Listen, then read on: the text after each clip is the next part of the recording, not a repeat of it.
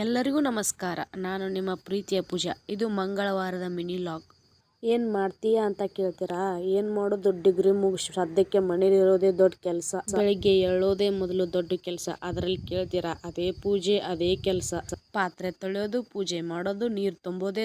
ಅಮ್ಮಂಗೆ ಹೇಳೋದು, ನಾನು ಅಷ್ಟು ಕೆಲಸ ಮಾಡೀನಿ, ಅವ್ನು ಏನೂ ಮಾಡಿಲ್ಲ ಅಂತ ಹೇಳಿ ಒಬ್ಬರ ಮೇಲೆ ಒಬ್ಬರು ಕಂಪ್ಲೇಂಟ್ ಹೇಳೋದು. ನೀರು ತುಂಬಿದ ಮೇಲೆ ಗ್ಯಾಸ್ ಕಟ್ಟೆಲ್ಲ ಸ್ವಚ್ಛವಾಗಿ ತೊಳ್ಕೊಂಡು ಆ ನಂತರ ಊಟಕ್ಕೆ ಕೂತ್ಕೊಂಡೆ.